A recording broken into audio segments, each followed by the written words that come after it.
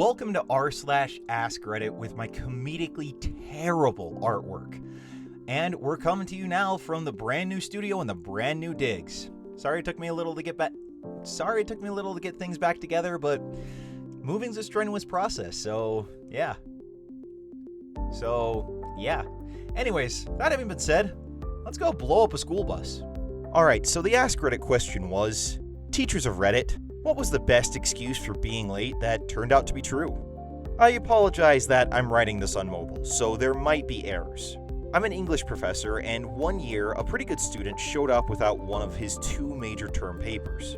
He explained that his safe had been stolen by a contractor who was working on their house. His laptop was in the safe, and that's where his paper was. I genuinely believe him because he's been a really good student. Then, over the next few weeks, he started to show up to class looking very tired. He said that he was on the hunt for the person who stole his safe, and he was spending late nights with his cousin driving around looking for the guy because they knew his van. Now, the student and his cousin were both recently back from tours in Iraq and had seen combat experience. They wanted to find the guy to beat the crap out of him and get the safe back because his wife's wedding ring was in the safe as well as a bunch of cash. He rewrote the paper and turned it in, apologetic that it wasn't up to his usual quality, but he still kept coming to class looking like he hadn't slept. After a while, he came very happy to my office hours and he reported that he found the guy after a long search that involved breaking into a meth den, shaking people down with baseball bats, and even bribing some prostitutes. He said that they found the guy's van at a Taco Bell after getting a tip from a prostitute, and they cornered him and waited for the police to come. I read in the news that he had in fact done a citizen's arrest and stopped the guy at a Taco Bell, and that they ended up calling in the Secret Service because he used the cash that he stole from the safe to buy a bunch of counterfeiting equipment. Secret Service apparently investigates counterfeiting, so the whole investigation happened because this guy, who I dub the White Shaft, tracked the scumbag down through the bad side of town late at night to get a wedding ring, some cash, and his research paper back. It all turned out to be true. He got the ring and the laptop back. I gladly accepted his original paper, and it got a much higher grade than the rewrite. Edit, thank you kind strangers for the rewards and upvotes. I'm pretty blown away by the response. I'm trying to read all the comments, but it's making me a bad teacher. I don't want my head stuck on my phone during class and miss the student who might generate the sequel. Edit 2, a couple people asked for more details, so here are a few more. I can't recall the year this happened, but it was the height of the war with the US and Iraq. My student had enrolled in the army right after 9/11 on the same day as his cousin.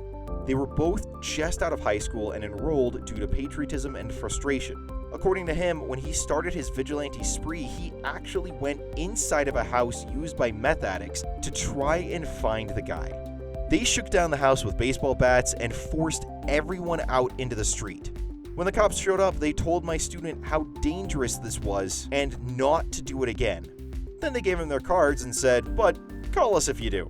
They shook down at least 2 other drug dens, and the same cop was waiting outside both times to arrest people since he didn't need a search warrant as everyone was outside, now at the point of 2 baseball bats. I told my student how dangerous this all was, and he was very John Wick about getting his wife's wedding ring back. Also, I tried to find a link to the story, but it was a small story and the Googles aren't being very helpful, especially since I can't remember the year. Again, thanks for the love and gold, kind ones. Wow. Yeah, that is pretty John Wick. My gosh, though, I mean... What kind of an excuse is that? Oh yeah, I was out all night looking for a contractor who stole a safe, shook down a drug den, talked to a few prostitutes, ended up getting the Secret Service involved. You know, the usual stuff. That's got to be one of those career highlights that you just never forget. My best story ever. I taught in a hardcore inner city school. My student comes in at 10:30. I was like, "Dude, where were you?" "Oh, my bus was late." "Yeah, no. Why would your bus be 3 hours late?" "Well, miss, there was a drive-by shooting." "Oh my gosh, are you okay? Someone shot at the bus?" "No, ma'am. A kid shot a gun out of the bus. We got pulled over. The cops had to search everyone. The kid with the gun was literally the last kid to be searched. True story. You can't make this crap up." I mean, why would you do that on a school bus, though? It is chock full of witnesses. You're not going to get away with it. Not to mention, it's super recognizable if someone's doing a drive-by shooting out of a school bus. And the cops know where it's ultimately going to end up anyway, so yeah. My car got hit by lightning. It did, in the school parking lot. Her tires were melted to the pavement. She had to go out and deal with the tow truck / call her parents / etc. It was pretty dramatic. Oh, I can imagine it would be pretty dramatic. Although if there's anything to ever get struck by lightning, a car is probably one of the best things because those tires are so insulated. But frick, that had to be a terrifying experience. When I was in college, my psych professor told us that the only excuse for being late was a funeral procession. Any other reason, you wouldn't be allowed to come in. Well, a few weeks into the semester, I was headed to one building from another, which involved crossing the main road. Lo and behold, there was one very long funeral procession going by. I got a short video of it as proof, then stood on the sidewalk to let it go by. Unfortunately, the procession made me 5 minutes late to class. I knocked on the door and the professor came over to start to tell me off. I showed her the video. Well, I'll be. Go on in. And that, children, is what we call a mic drop moment. Seriously though, you gotta love having a trump card like that. Hey, real quick, if you're enjoying the video, I'd encourage you to share it with other people because the whole point of this channel is to just make others laugh and to bring a little bit of positivity into their lives. So go ahead and feel free to share it on social media, and if you want, check out the links for the channel on Twitter, Instagram, and Facebook right there in the description. I was one of about 20 kids who were late to school. We showed up at the school office as a group, and when questioned why we were late, we said, "The school bus blew up." They questioned, "So the engine blew up?" The kids, "No, the whole bus, in flames, it blew up." There was much conference between the teachers, all of them thinking we embellished the story. Next thing you know, one of the admin staff has the news website open with a very obvious image of an entire bus on fire with a bunch of kids in our school uniforms standing in front of it. Our late slip for class read, "School bus blew up." I hope you scrapbooked that, or framed it, or something, because that is one of those things that you have to prove for people to believe you. I mean, my gosh. Still though, how crazy is that? Your bus actually blows up.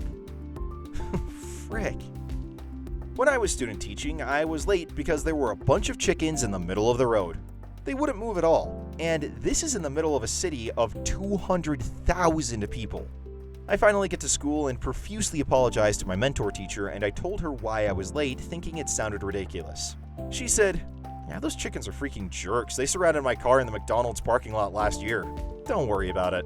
Okay, so this one hits home for me because we live in a city downtown area, and there are quail all over the place around here for some reason. I don't know why, because it's not exactly a conducive spot for quail, but we've got wild quail around here.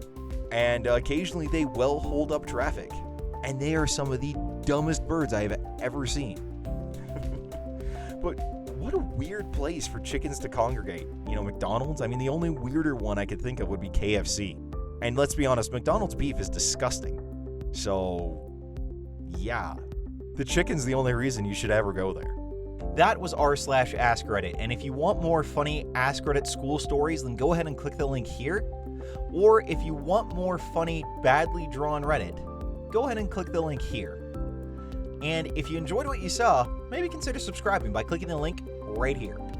Now you guys stay safe, stay healthy. I will see you all on Wednesday. Until then, stay beautiful, people.